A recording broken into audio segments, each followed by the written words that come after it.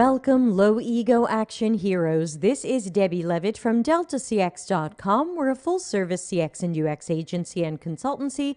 We do projects, training, and consulting. So check us out if there's anything we can do for you.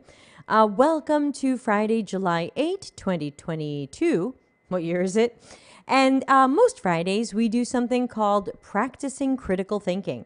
This is where you have sent me in stuff that you have found in various spots, and you are looking for me to tear it to pieces and take a critical thinking look at it. So we will do that in just a moment. But as always, I like to thank the people who have clicked the join button on the YouTube channel, which means they're giving 3 to 10 American dollars per month to the channel.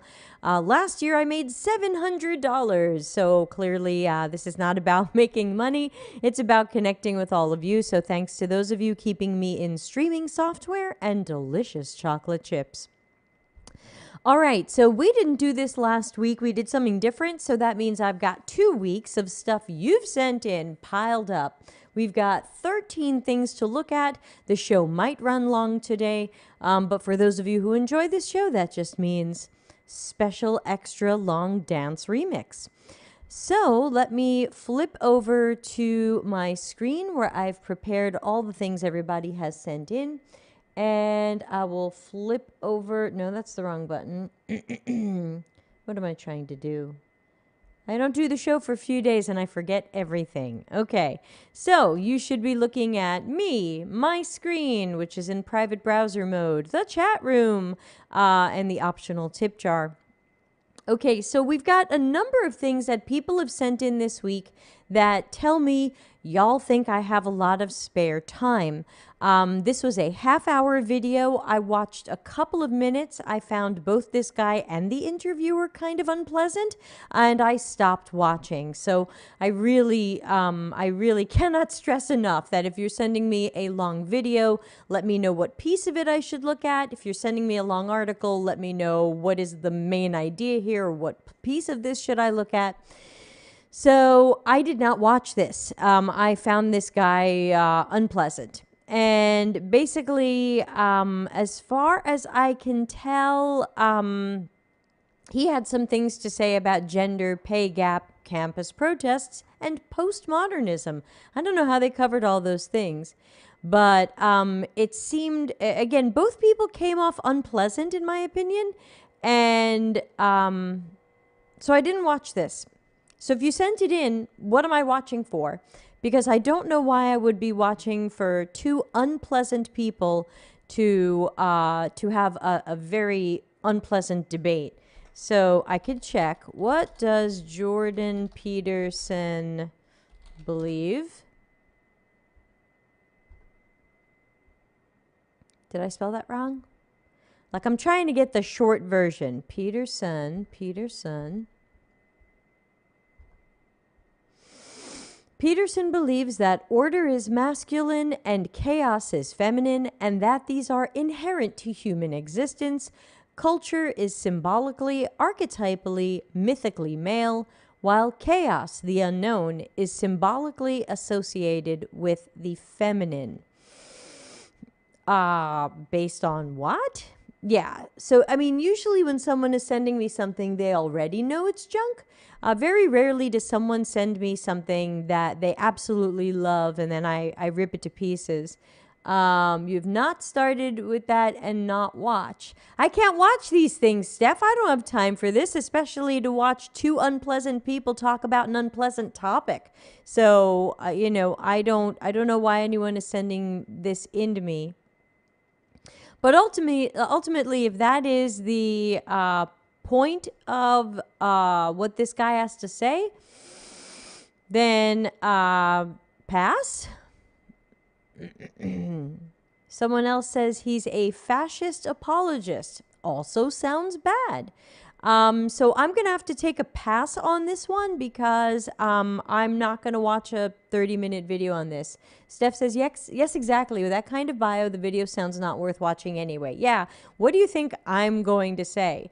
I don't think there should be a gender pay gap. Campus protests are probably important. And I always joke at the word postmodernism because postmodernism is the future. It hasn't happened yet. So what are we saying about that? I've hated the word postmodern for decades. All right. Along the same lines, someone sent me an 18-minute TED Talk. Again, I don't know how y'all think that I have the time to watch this.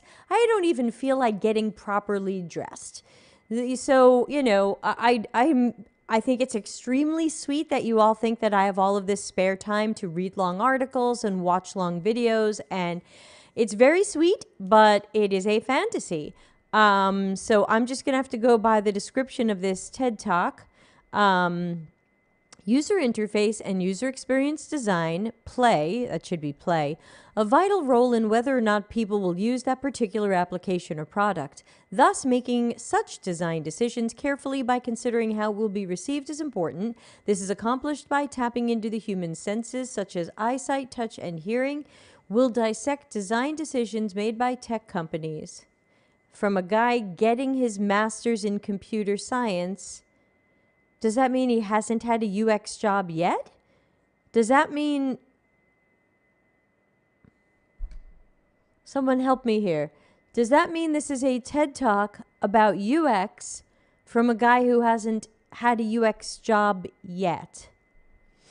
Again, if you send me these things with no commentary, I don't know what I'm looking for. This could be a good talk, and it might be a not good talk because it looks like this person hasn't worked in UX yet. He's a fitness coach, interested in public speaking and acting, and pursuing a master's in computer science. So again, when you send me stuff, please tell me what I'm looking for or listening for, or Deb, check out these 2 minutes or something, because I just can't watch it. I'm sorry. You used to send me tweets. Those are easy to react to. Now people are sending me long academic papers and stuff. For example, this article. I've kept this article on the list for next week. I'm going to try to read it, but it looks like this. So again, I would greatly appreciate it if someone can send me this article and say, hey, this is the main thing of what this guy is saying. What do you think? Or, hey, search for the section where he says this. You know, please give me some critical thinking about that. That would really help because this article is really long. We could probably do an hour show on it. So I'm going to try to read it before next week's show and we'll go through it then. All right, shorter things. Okay, this is UXhack Co. I think we've looked at this before. Improve your user experience skills in 3 steps. Select a case study, test your skills, and view top solutions. So to me, this sounds like some sort, and again, I'm not familiar with this site or company, but it sounds like one of those daily UI challenges. John says, where are the cliff notes? I know exactly. Steph says, I wonder if people send you stuff they don't read, waiting for your opinion to know if it's worth reading. Steph, that's a great critical thinking question. I don't know. So this site seems to be a whole bunch of different things. We have open jobs. And if it's their logo, does it mean it's at their company? No. This is Indian currency. And then popular case studies, feature set and roadmap, product fit, gain market share, user acquisition. These could be UX or they might not be UX. Some of these sound a little bit product management. Some of these sound a little bit marketing. Another question is anybody checking your work, or is this just like a daily challenge of some sort? Yeah, Janice says this. That's how I feel. It looks like you're competing. You know, that I really don't see UX work as a great competition. But you know, that's me. I have a non-competitive spirit. So I don't get it, but let's just dive in a little bit more before we walk away from this. View case studies, product fit, google.com.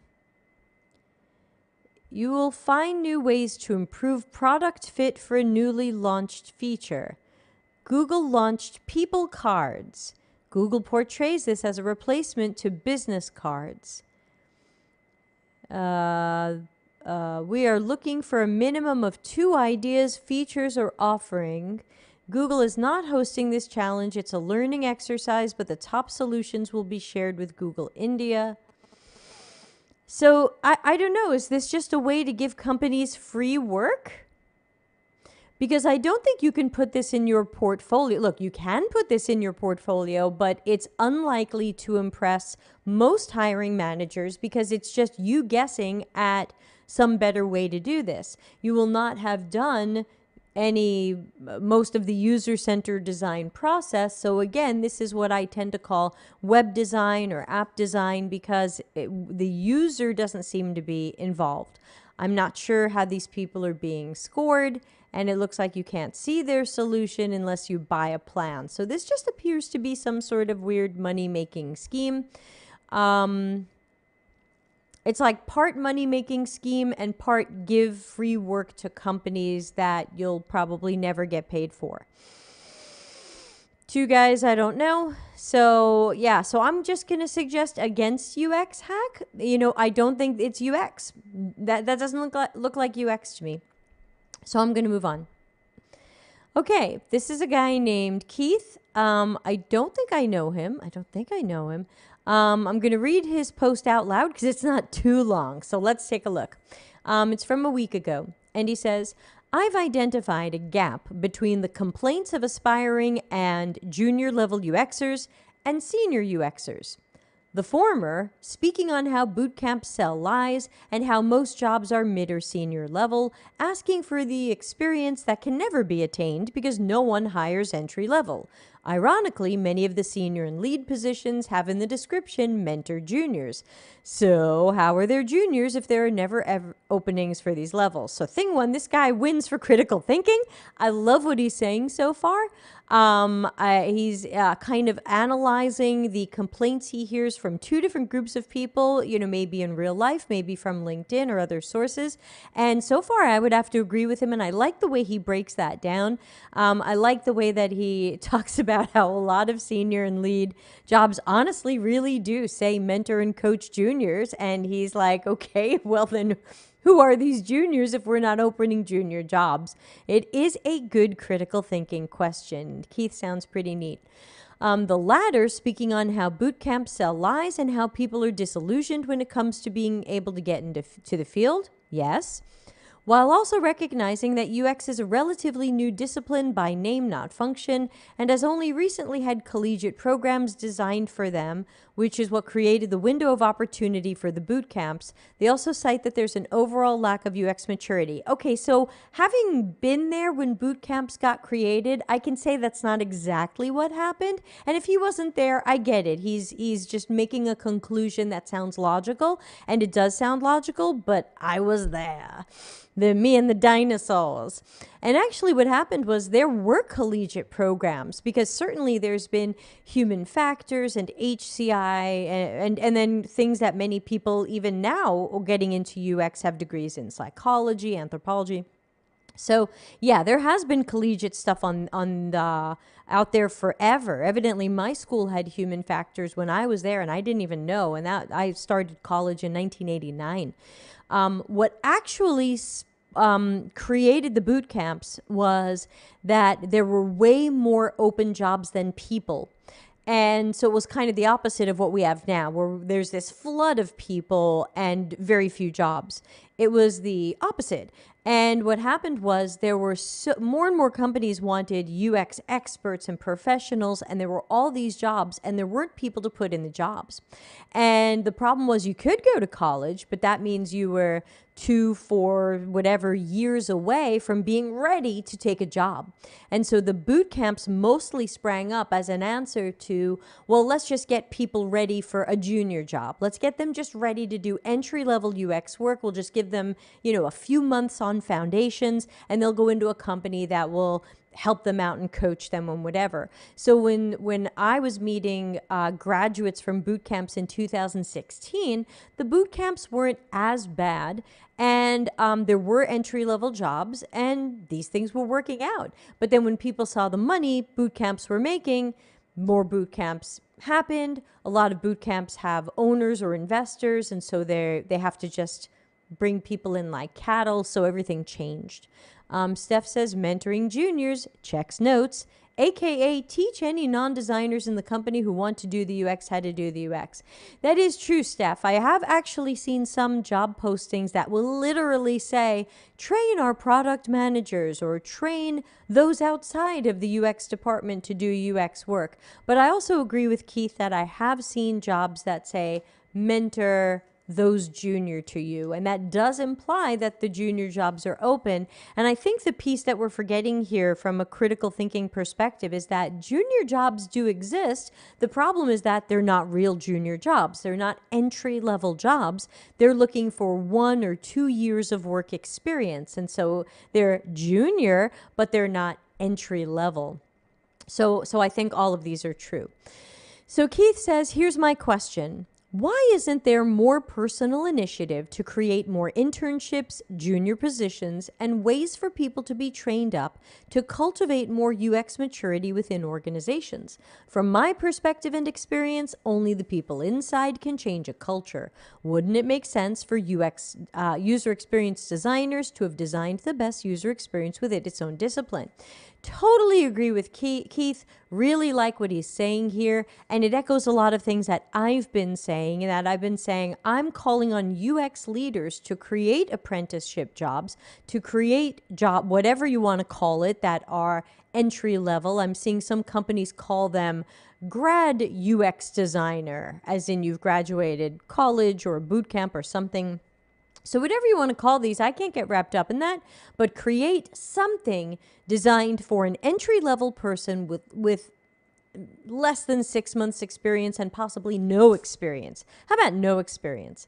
So, yep, I agree with Keith, and I think that, you know, even dissecting what he said, I think he's totally right. Sorry, dropped my pen. So, yeah, Keith seems like a neat guy. Maybe I'll try to connect with him or follow him or something. All right. This one came in, I think, today or yesterday. It is a long article, but you can tell from the giant graphic that his point is going to be the biggest barrier to customer centricity is not technical debt, but empathic debt. And I'm sure this was sent to me because of how we always talk on this channel about how most empathy is garbage and it's fake empathy and it's not empathy. So here comes somebody, you know, he's got his design thinking hashtag and he's trying to call it empathic debt. So let's read what he's saying. And again, I don't know this guy.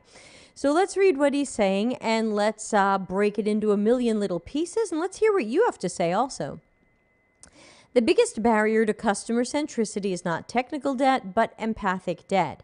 Many companies that are aiming to become more customer-centric have a very big barrier in common: legacy systems. Okay, that would be tech debt. There's an abundance of ideas on how to deliver better customer experience, but it is often IT and technology that are restraining forces. Recognizable? With the technology and software development world, this problem is tied to something that is called technical debt. Technical debt is the implied costs of rework caused by choosing an easy technical solution now instead of using a better, more long-term approach that would also take longer. In easy terms, technical debt is caused by decisions made that prioritize speed or cost efficiency over well-designed and future-proof tech. Okay, so other than his first sentence, I can agree with him. I don't think what he said is incorrect. That's a decent definition of technical debt. Legacy systems are technical debt, but I don't think that, let's remember his second sentence, many companies that are aiming to become more customer-centric have a very big barrier in common: legacy systems. I would think it's more legacy processes that are killing companies more than their systems, but let's see where he goes with this. I'll also zoom in on it for those who, like me, don't want to put their glasses on. Even though technical debt is a well-known issue when aiming to deliver great customer experience, but I am convinced there's something else much bigger standing in our way to become more customer-centric. It's not technical debt, but something I'd like to call empathic debt, being much more of a barrier to customer centricity. Again, I off the cuff, I don't agree with him, especially because I think empathy is not our problem, especially after the 6 months I just spent trying to work on helping a large company be more customer-centric. I don't think empathy is the key problem, but let's, again, let him sustain his own argument, and you can comment as we go. Like technical debt, empathic debt is the implied costs of effort of rework caused by choosing an easy, unempathic solution driven by cost reduction, time efficiency, speedy delivery, all to the expense of customer empathy, satisfaction, and loyalty.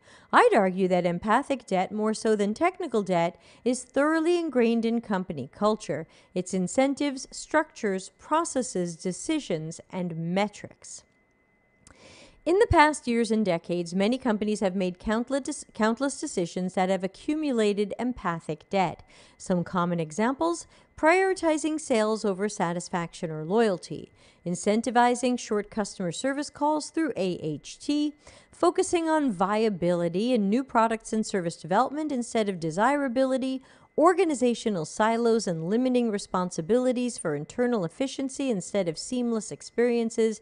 You can add a few examples yourself.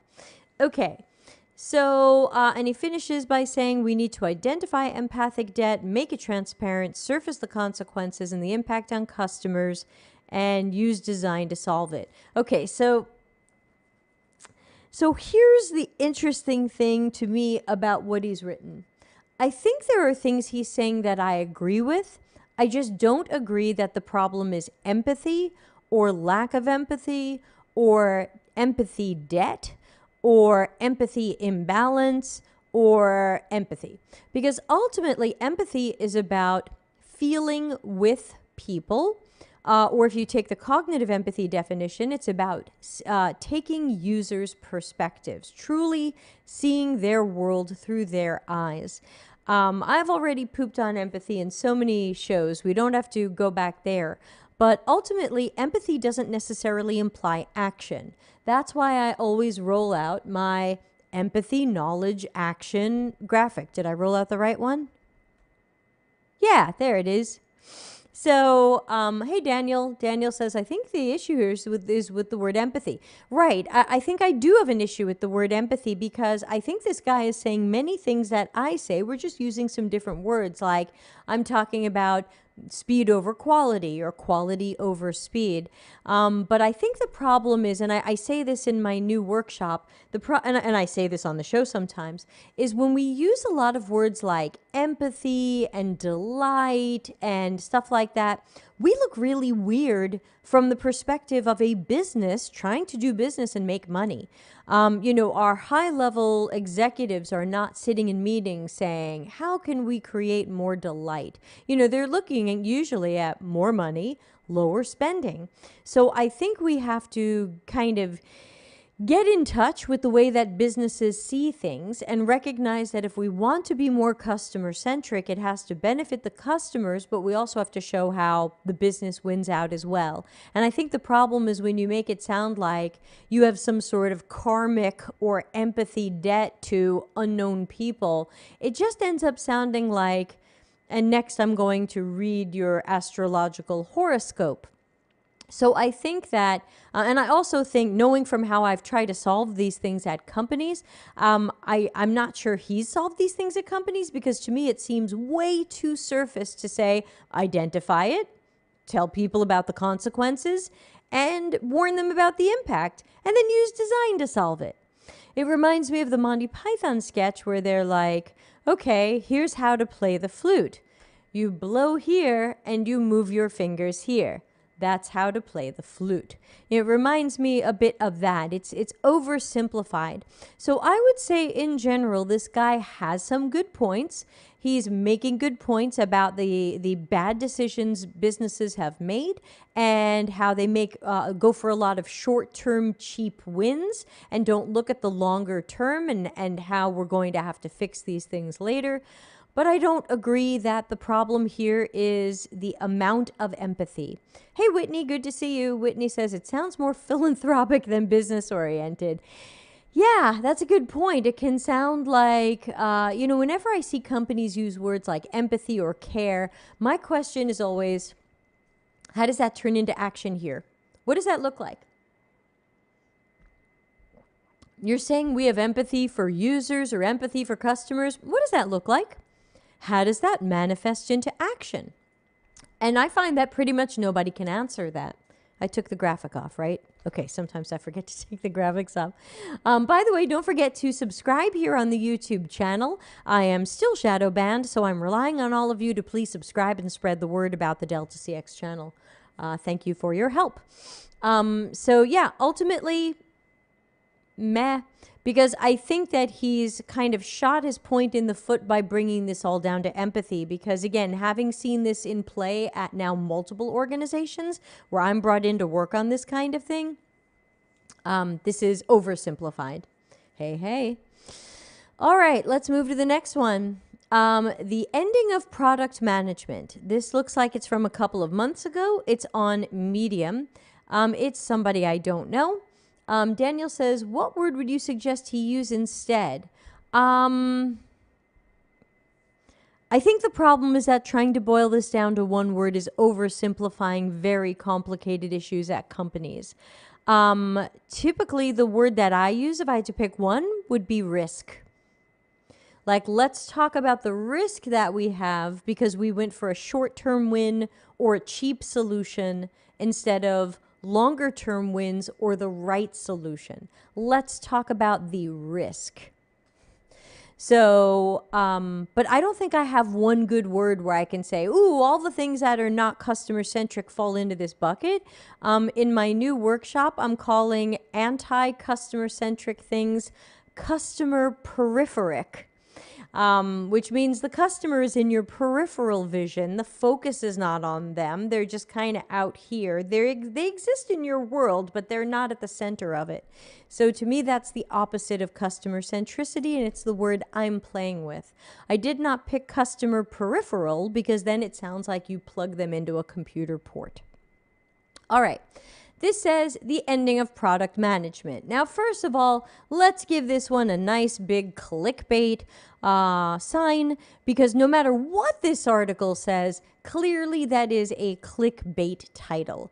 We're near the last days of product management. Should you think about changing careers? This guy has been a product manager for 3 or 4 years.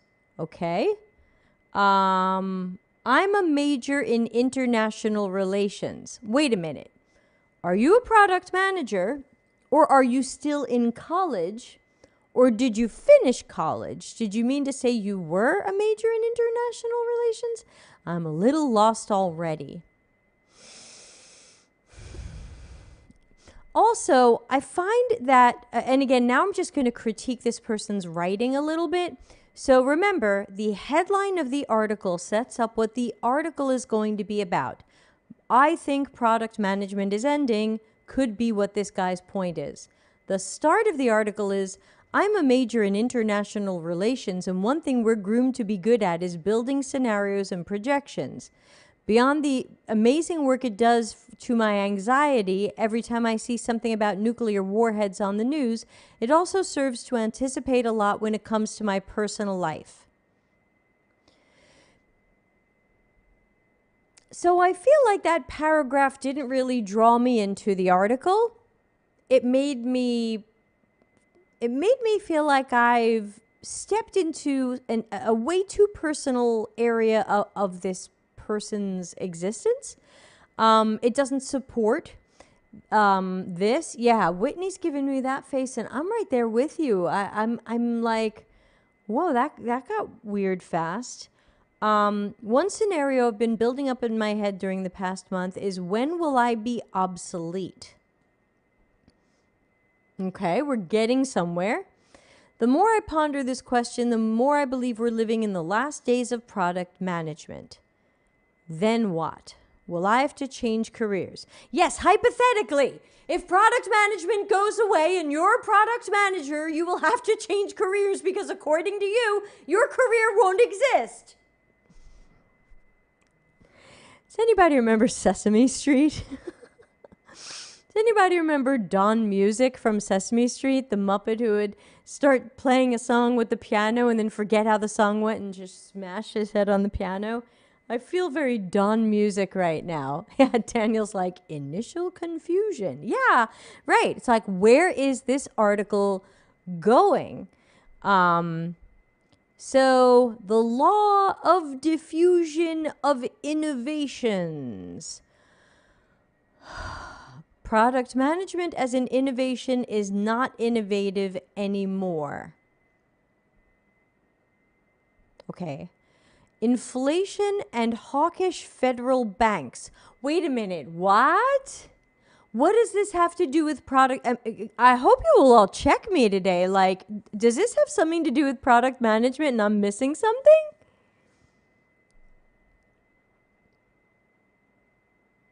When interest rates are high, the capital doesn't need to take as much risk to receive payback. All right, I'm just going to keep going. The metaverse and Internet 3. And you're saying that's why we don't need product management? The metaverse and Internet 3 will bring consequences. You know, didn't this guy start out by saying he was really good at modeling the future and building scenarios and projections? But he's not doing that. He just says this is going to bring consequences. Okay, critical thinking hat on. What are they? What are you talking about? What are these consequences? A critical thinking hat for those of you new to the channel. Okay. Everybody wants to become a product manager. I don't think so. And I always recommend against universals like everybody, nobody, all, none, always, never. Even though I just said always. That was the joke. Where's my rim shot? There we go. The first people to learn product management from Rees, Kagan, or Moore paved the way. More than 20 years later, product management is less of a culture and more of a profession, well paid. The updates to the craft are far slower than the expansion of the market. So to recap, his three horsemen are less overall investment on the market, which means startups are not so hot anymore. A fundamental shift in technology comparable only to the birth of the internet or popularization of mobile. Giving him Jack Russell face, as I call it. Too many people becoming product managers and not necessarily good ones because we're learning from secondhand teachers. Wait a minute! So you're saying if you didn't learn from the original gangsters, then like your knowledge or abilities aren't good? Like if I didn't learn directly from Don Norman, then I'm bad at this? This is getting garbagey, whoever you are. Whitney says, planet, planet, planet. It's like he started with an idea, but he didn't complete the thought. He's gone into tangents. Yeah, I feel very done with this article, even though this article is not done with us. I feel done with this article. So let's talk about what I think. So do I think product management is going to end? Not yet. I don't think product management is going to end. I do think product management is facing a crisis of what is it? Because from the Agile and Scrum side, you keep hearing, we should have teams that run themselves.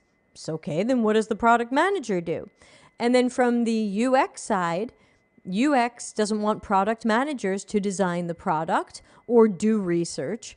Okay, so then what does the product manager do? I think there's going to have to be a reinvention here, and I tend to stick to kind of the scrum.org definition of what a product manager does, that this is kind of a strategic organizational role. Some companies I've worked at have combined product managers with project managers. That could make sense, but yeah, there's a question here, but I'm not sure there's an answer. Steph says, it sounds like a lot of thoughts went into an article with very little link. Yeah, I think he started a lot of articles here, but I'm not sure he made the point he intended to make. We can always scroll to the bottom to see how he ended it. I don't think we'll build projects as we once did. Okay. Remember to listen to the customer frequently. All right, I'm done. We're everywhere. Everywhere and nowhere. All right, we're only half done, y'all. Okay, this one is Reddit, where I don't hang out, and it's the UX design Reddit, excuse me. And it says, have you guys ever experienced not having anything UX to do at work? I'm 1 month into my first ever full-time UX design job after a long and hard-working job search grind. The company's around 150 people. Everyone I met is super supportive, super friendly. Excuse me, they've been without a UX designer for 7 years. Our UX team is so new, so the UX maturity is low. There's no senior designers, only another junior and mid-level. They work on their own products. I got handed a new product to work on. Qualitative research is hard to come by. I booked a couple of 30-minute sessions. Short surveys are more responsive. I've done a mid-fi design now based on assumptions and some existing knowledge from a product owner. The developer's back in 2 days. That's when I'm going to talk about technical feasibility. Problem, I have no idea what to do in the meantime. What's something I work on? I guess I could turn it into a hi-fi interactive prototype, but is that really worth doing if the design might change? I guess I could come up with different layouts or solutions. Okay, so it's strange. This person, and we've got a question like this in Tuesday sessions a couple of times where people are working at jobs and they claim they don't have anything to do or little to do and they don't know how to fill the time. And I would say, why didn't you do more interviews? Now you're saying you have spare time, and I would agree that I wouldn't tell you to go into high fidelity or anything yet, but why not build out a good medium fidelity prototype? But also, where's your research? You know, you're complaining that there isn't enough research, but then you did very little, and now you have free time. So I say, even if you're not a research expert, why not have done more research?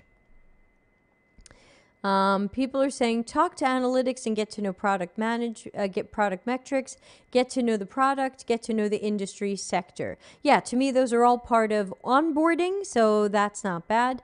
When I'm bored, I do a 100-day design challenge. No, please don't do that. There's nothing UX about that. Go improve the design system, write documentation, plan future roadmaps, self-study. Some of these ideas are very strange. This person is at a full-time job, and Solomon says, spare time, how? There's always something to do. Yeah, I'm really surprised that we're getting questions from people who are like, I'm at my job and I don't know what to work on. And I'm like, what? Udipta says, watch some Delta CX videos in your free time. Yeah, why didn't anyone post that here?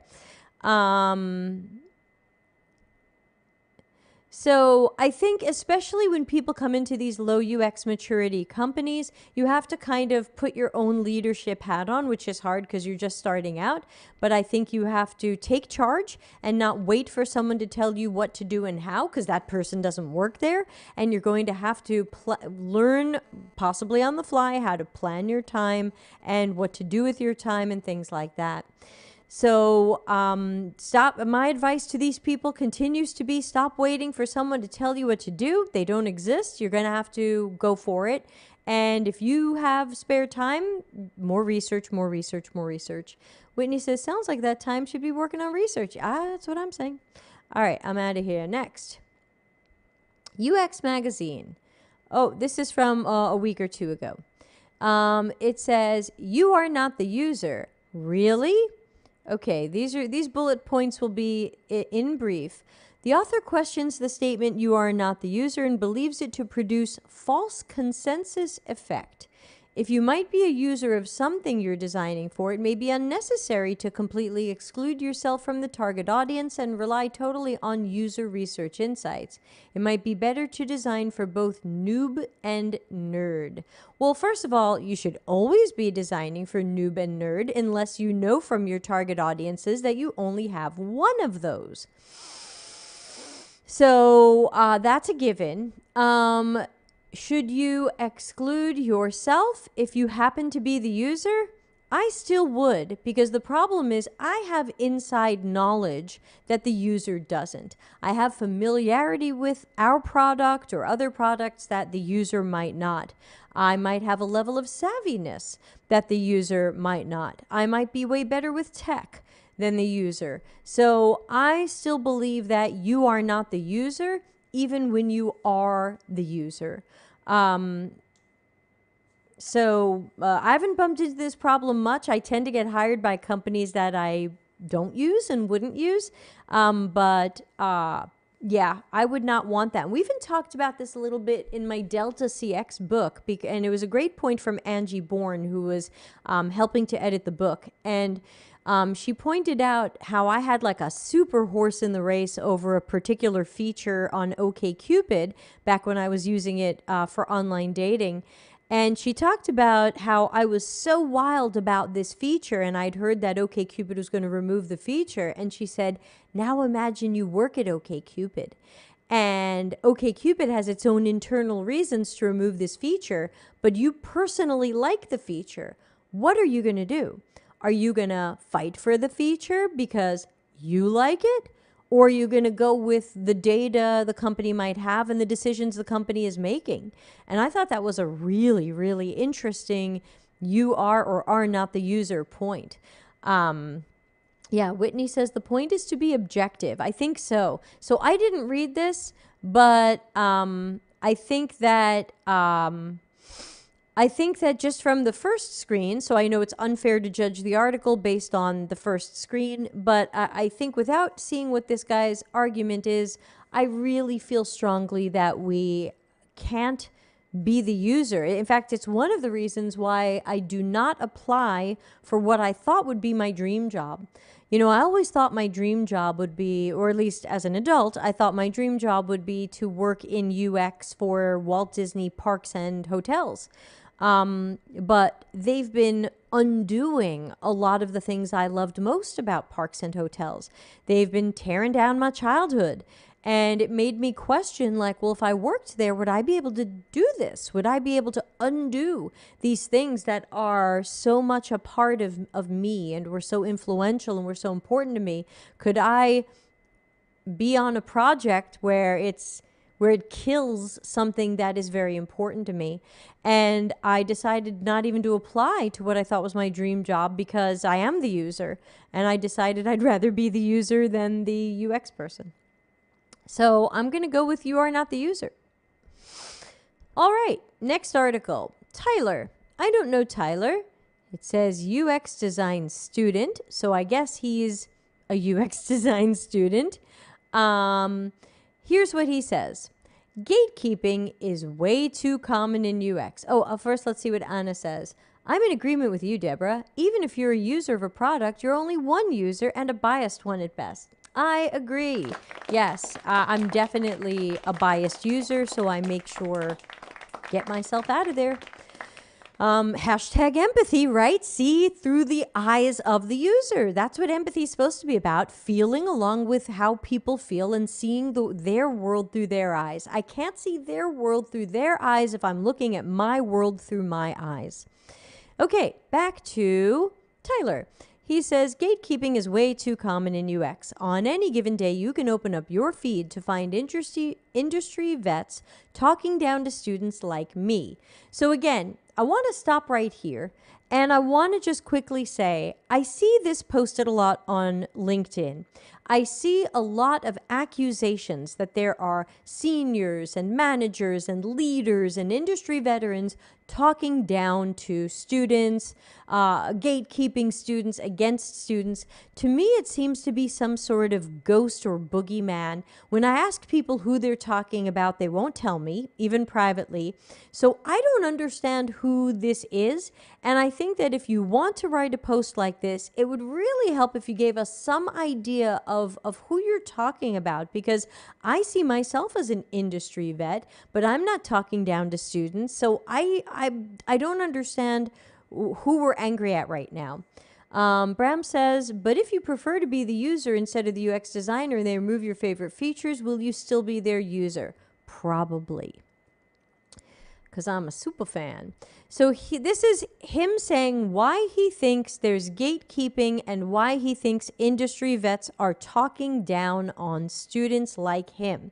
Number one, UX designers see it as a craft. That means they find purpose and identity in their work. It's basic instinct to protect your identity, especially when salary, title, and status are in the mix. Okay, so it sounds like, critical thinking hat on, it sounds like he's saying there's gatekeeping and veterans are against students because they're trying to protect their identity. No offense, Tyler, but I'm not coming for your job and you're not coming for mine. You do not qualify for my job and I don't want your job. So I am not threatened by you. I don't have to protect my identity from you. My identity is quite solid. Thank you. I know who I am. And there's nothing that you do that affects my sense of purpose or my identity. So if there is someone else I can only speak about myself right now because I don't know who you're talking about. This is why it's important to be at least half specific. Otherwise, I think you're talking to me. So I haven't seen anybody on LinkedIn who is against juniors. First of all, I haven't seen anyone on LinkedIn who is against juniors. I haven't seen anyone on LinkedIn who is against new people coming into UX. We would like good people to come into UX. So we feel a little picky. We have standards, but we're not against everybody. Number 2 of his reasons why he thinks there's gatekeeping and industry vets talking down to students. UX standards are constantly evolving. When I was a coffee roaster, no one could agree on SOPs. I see the same problem in UX. One person believes in using personas, the other thinks they're useless. This lack of consensus causes tension and confusion. Now, aspects of this may be true, but I don't think it's an argument that sustains gatekeeping. So again, remember, when you're making arguments about stuff or proving a point, make sure you're proving your original point. Because even though he's saying some true things here, that there's no one standard, like you always use personas, you never use personas. Okay, it's a gray area and it's a lot of, well, that depends. But I don't think that has anything to do with gatekeeping, and I don't think that has anything to do with shadowy boogeymen, industry vets talking down to students. We got some comments from LinkedIn. Nathan says, if we're not thinking like a user or not putting empathy on them, we can't solve what exactly the user's problems or needs. Nathan, I disagree. We don't have to think like a user, and let's face it, we are not the user. And if someone says to me, okay, this user is a black trans woman, I'm not that person. I can't think like that person. That person is unique. That person's not me. I can learn everything I can about them. I can research with them. I can meet with them. I can observe them. I can try to have a really good perspective on them. But empathy is fake. Empathy is a lie. It doesn't matter. If I feel for that person, that's fine. But if I think I'm really seeing their world through their eyes, let's make sure that's based on really good observational data and not stereotypes and assumptions. So a lot of empathy is fake. So Nathan, I'm going to disagree. Elizabeth, good to see you, says, I think I've had one single experience where a senior I reached out to for advice was a little put off by my contacting them, but for everyone else I've reached out to, I've either received the advice or support I'm looking for, or just didn't get a response, which I don't take to heart. Good point, Elizabeth. Anna says, we should differentiate between gatekeepers and people who want to keep the integrity of a discipline. Yes, that's what Darren and I keep saying, that gatekeeper is like everybody out, only the elite can come through, and standards or integrity is like, hey, I want to welcome new apprentices and juniors into UX, but chances are not all 450,000 people that enrolled in the Google UX course are going to be a right match for a career in UX. Stephanie says, oh boy, this is confusing. Don't talk to developers about CSS frameworks. It's part of a moving industry to have such discussions, and it's fine. All right, his point number 3, boot camps are complicated. They're a great opportunity for beginners hoping to start a career in UX. No, they're not. No, they're not. No. No, no, no. Sadly, no. But they sell job readiness and everything you know in a convenient 3-month timeline. Right, they sell it, but then you don't get it. So in that case, I think you've undone yourself. Boot camps are not a great opportunity because they're selling job readiness and you're going to learn everything, but then you aren't job ready and you've learned very little. And he says, any professional knows it takes years, not months, to master UX. Okay, that's fine, but what does that have to do with gatekeeping and industry vets talking down to students? Number 4, UX UI hype accounts dilute the market. UX is a hot topic right now. Unfortunately, that means cheap, shallow, selfish, capitalistic opportunities pop up. Instagram accounts steal, curate, and promote mediocre content in hopes of easy returns. This is toxic. Again, he doesn't have a bad point here, but I don't see how what this has to do with his original argument. If I'm missing this, please tell me. Well, I don't see what Instagram hype has to do with gatekeeping and industry vets talking down to students. Whitney says, I think he's saying the gatekeepers speak against boot camps. I can't tell, Whitney. He's saying any professional knows it takes years, not months, to master UX, that boot camps are complicated. And the vets have the right to be annoyed. They worked hard to get there. It's not their job to nurture the next generation, but the best designers will encourage us beginners of writing. I don't get it. I don't get this. Like, I just want to take this guy aside and say, who are you mad at? Who hurt you? Who did this to you? Well, it's not our job to nurture the next generation. I would say everybody, senior, lead, and above, do have some responsibility to nurture the next generation.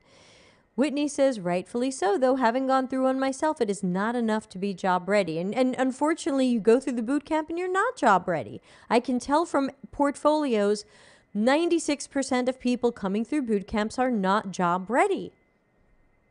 So I ultimately feel like this is just clickbaity because I feel like he put a statement out there that he knew a lot of people would press like on, like, oh, those fucking gatekeepers. But like, he didn't really sustain his argument. He said some things that are partially true or mostly true, but they have nothing to do with his argument. So that's what makes it feel clickbaity to me, in that he didn't really end up sustaining his argument. He threw the argument out there, ooh, gatekeeping, but then seemed to talk about a bunch of other things. So that kind of turned me off. I think somebody sent me this. There's some blog I've never heard of called 101empiretech.com. This is a post from 2 days ago. It says, how to get started in user experience design. I don't know why it says Adobe blog, but okay. And it says it was written by the whole team, so I don't know who wrote this. And I was skimming it earlier because I was like, I should be half prepared for this show. And they said, you know, what is UX? What is UI? And they talked about this is what UX is and this is what UI is, and know about you should know about accessibility, you should know about information architecture, you should know about interaction design, and then of course there's visual design. How do I break into a career? UX is more than visual design. So I was like, oh, this article is surprisingly not so bad. I wonder who wrote it. I still don't know. But then I scroll down and, you know, it said, hey, you know, you can do college like I did. So it says team, but it's one person, or get other stuff, self-guided, blah, blah, blah. Where to start learning. And that's when this stuff just punched me in the face. It said, if you want to start learning about UX, go to my Medium articles, my YouTube, and my LinkedIn. And I was just like, oh, wow. Oh, thank you so much. Yes, thank you. I need that. And they recommend Darren Hood. So I assume it's one of you low ego action heroes recommending us, which thank you very much. So, yeah. Anna says, it feels ironic to talk about gatekeepers in a free forum where a senior UX professional is literally giving knowledge and wisdom away for free on a regular basis. Oh, Anna, you win, you win. That was fantastic. Oh my God, that's funny. Has anyone told Tyler about Delta CX? Oh, Daniel, written by the whole team? Yeah, I don't know who team is, but thank you to the person who wrote that. Steph says this was published on the Adobe blog. Well, that's pretty cool. I'm happy to see that somewhere on the Adobe blog, and I guess reposted here.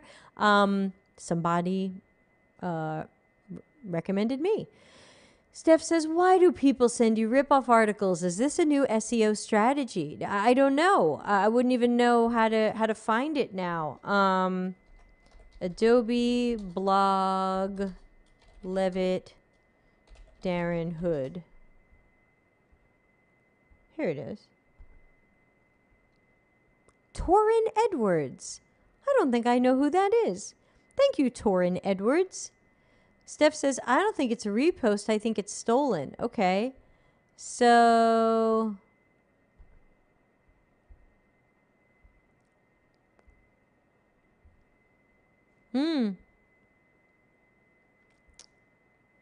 Okay. Well, and a couple of plugs for Adobe, of course. Well, thank you to Torrin Edwards. Who is Torrin Edwards? Thank you very much. Hold on. There's a LinkedIn link. Let's give us... Oh, I do not want to sign in. I'm in a private browser. Well, thank you to Torrin Edwards, whoever that might be. I'm very pleased and grateful that you're spreading the word of the Delta CX channel. And won't all of you as well? All right, let's move on. We still have a few more. We have... 3 more. Okay, so this was from Avocadome, which I think I10 posted to our Slack channel the other day.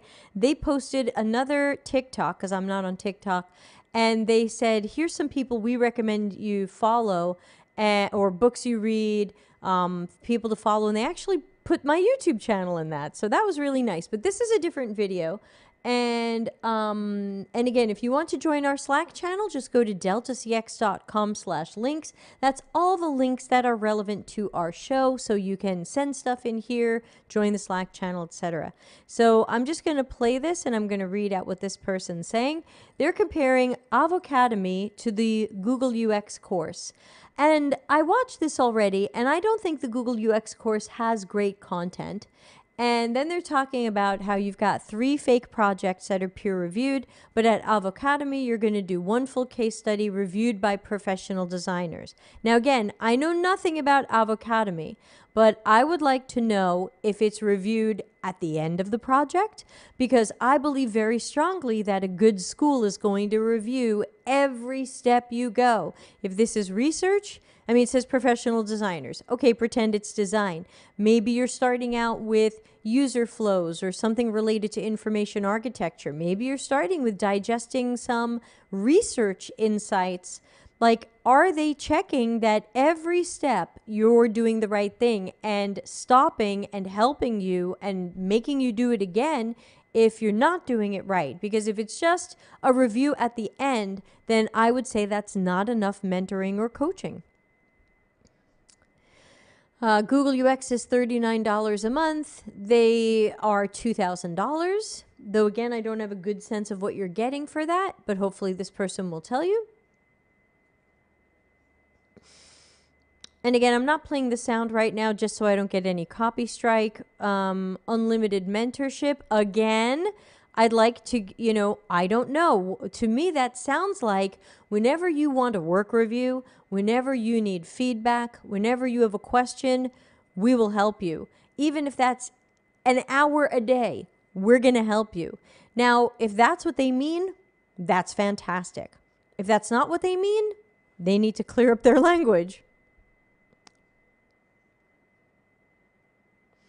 Okay, this person continues. Google UX course is slides with projects.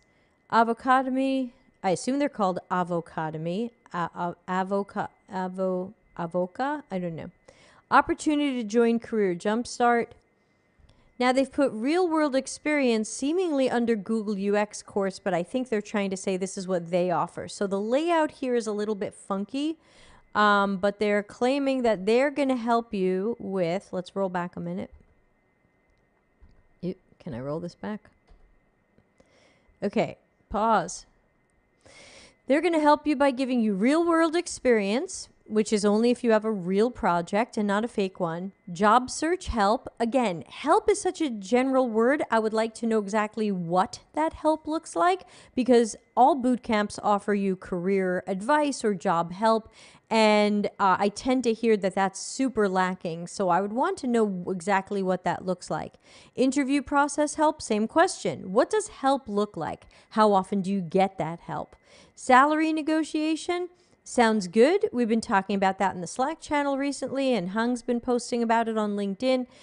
So hypothetically, this sounds good, but it's still hard for me to judge Avocadome, even though they were very nice to put up a TikTok recommending my YouTube channel, without knowing more. So it could be that we just need to ask some more questions and learn exactly what does unlimited mentorship look like, and what do these projects look like, and how do they build that bridge to the next job. So that's what I would want to know. So good luck, Avocadome. All right.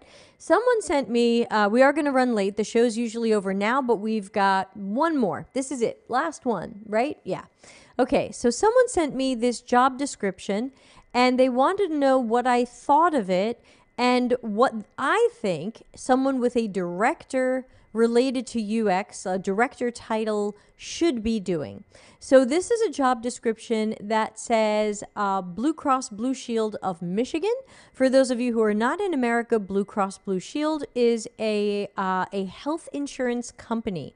So you would end up getting your health care through Blue Cross Blue Shield. There's Blue Cross Blue Shield in different states. They're sometimes called different things. And so, but because some of them are Blue Cross and some of them are Blue Shield. It's a long name. So anyway, they, for some reason, they've named this Director of Service Design and Design Thinking. Now, obviously for me, that raises a lot of questions right away. Service design, awesome. We need to do more of it. The weird part is it's not in the job description. So you're the director of service design, but it looks like you don't need to have a background in service design.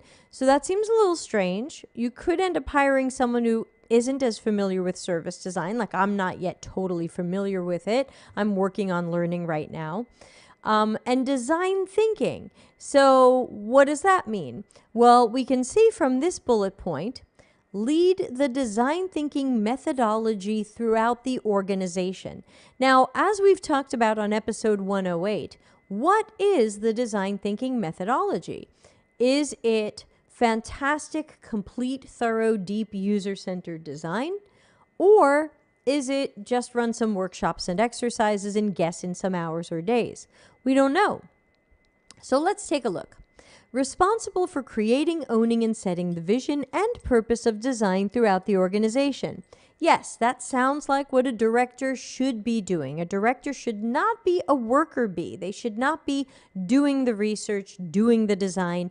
They should be a more high-level person. In America, a director is usually above a manager. So typically you have senior, lead, sometimes principal, then a manager who's no longer doing the work but is very connected to the work.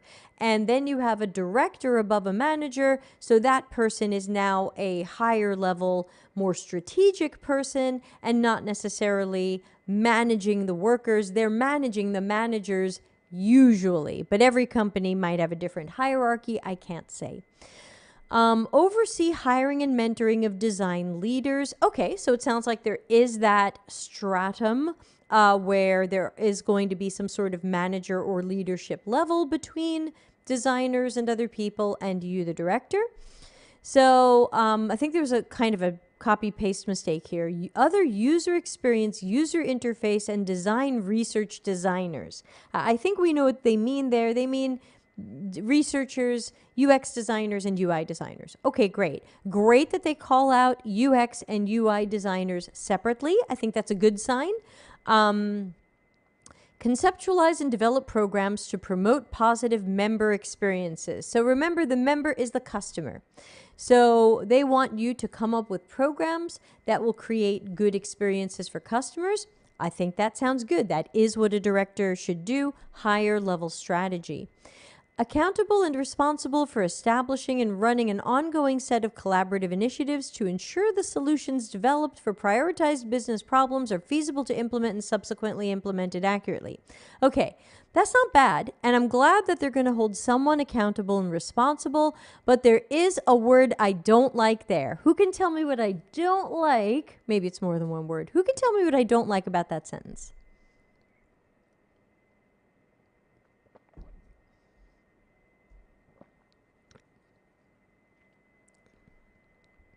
Anybody? I think we have an extra long lag today. Well, in case you're still typing it, I don't like prioritized business problems. To me, if we are going to be customer centric, if we are all about, what did it say up here? We want health insurance to be easy for our members. We want to transform the industry and be a company people trust. Okay, but I'm working from prioritized business problems. I don't see something here that says I'm working from prioritized user problems. So I'm a little nervous there, and if I were interviewing, I would make sure to ask questions about that. I see the job description says we work from prioritized business problems. Are we also working from prioritized user problems? Let's see if they mention that.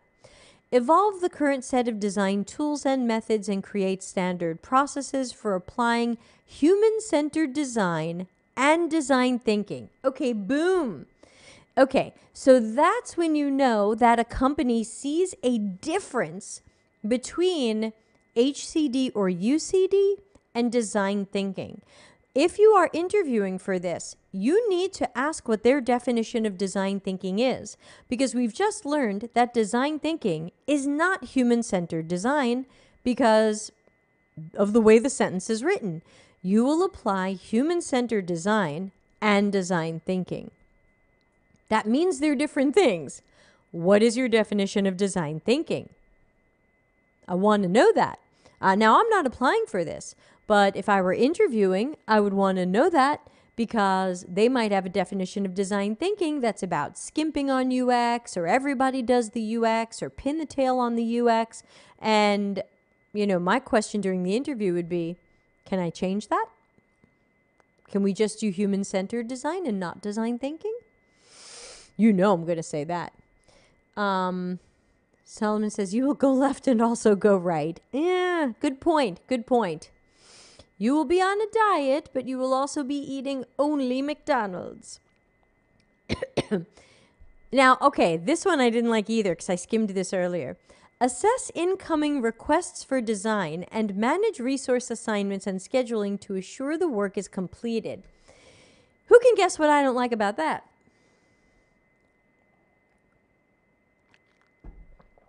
Okay, so since we have a lag today, I'm going to tell you. Incoming requests for design. This tells me that design probably does not come from research. It sounds like design is some sort of internal agency where it's like, hey, we need something designed. Get us some people. Now, to me, that's not the way it should happen, and that's not the way human-centered design would say it should happen. Human-centered design would say we start with generative, qualitative research. From there, we discover our priorities, and therefore, it's not like we're getting trouble tickets where it's like, hey, there's a request for design. To me, that shows a break in the process. And if anyone wants to send this part of the video, by the way, to Blue Cross Blue Shield of Michigan, I'm happy to talk to them for free about making this job better and making their company more customer-centric. Collaborate with executives across business areas to advance the customer experience strategy while simultaneously balancing the needs and resources of each area. That is absolutely fair. Yeah, you're going to work with other directors and you're pushing customer experience strategy, which means you've got to make it. So I'm for that. is inspired by leading disparate teams to value design and user centricity. And again, if we value design and user centricity, we're not using design thinking. So again, I think we've just gone a little bit buzzword wild over here. That's why I wonder, what in design thinking are they using? Demonstrate strong communication skills, to articulate to clients and users the value of using design thinking to solve problems. Okay, so this tells me that when they have problems, they like to run workshops and have everybody stab at them. Again, I wouldn't apply to this, but if I were being interviewed, I would say, can we not do that? That's the opposite of human-centered design. That's a funny thing. I've also seen AT&T had a job that was, you will use user-centered design and design thinking. And I was like, when would you not use user-centered design? Even if I had very little time and very little budget, I would still use user-centered design. I would just have to, unfortunately, skimp on it. Whitney says, so glad you're doing this because there are so many job postings that are way worse than this one. I was wondering where to start or how to evaluate them. Yeah, you can send them into this show if you'd like, and every Friday I'll be looking at them.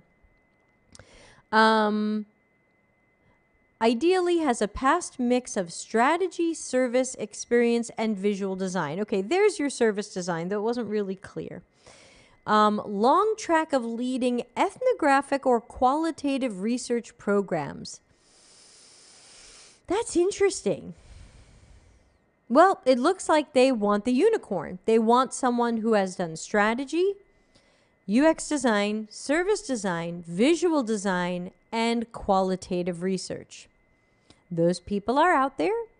I guess technically I don't qualify since I'm not a strong visual designer, but you know, you do you.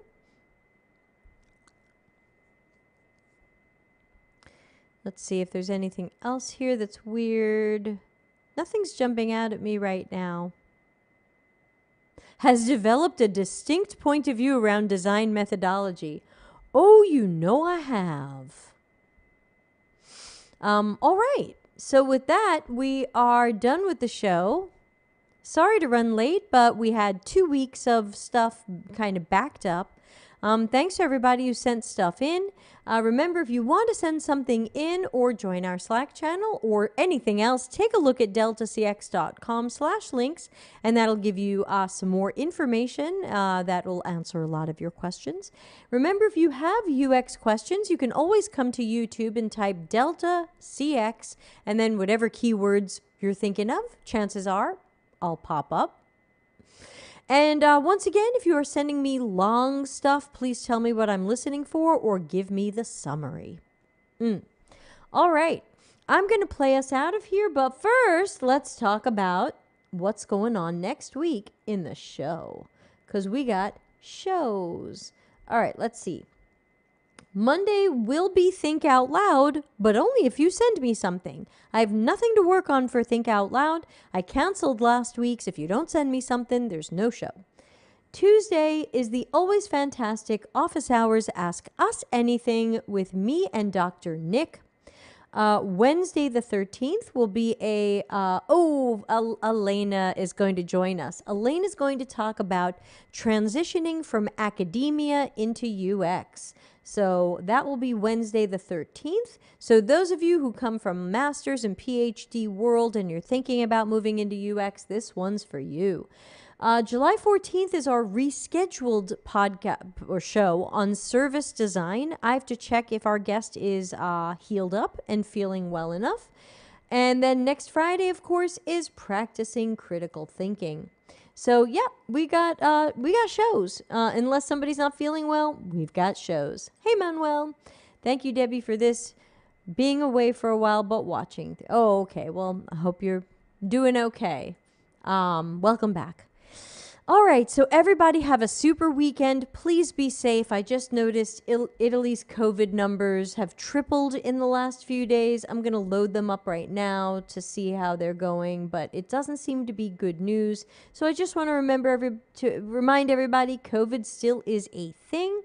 And we should be careful and take precautions because for some people it's a mild cold-like disease, and for others it's months, if not years, of bad news. So please, please be careful. This is if you want critical thinking, use it around COVID. All right. Again, have a super weekend. See you maybe Monday, but definitely Tuesday. Thanks. Customer centricity as business intelligence. Visit deltacx.com to learn why we are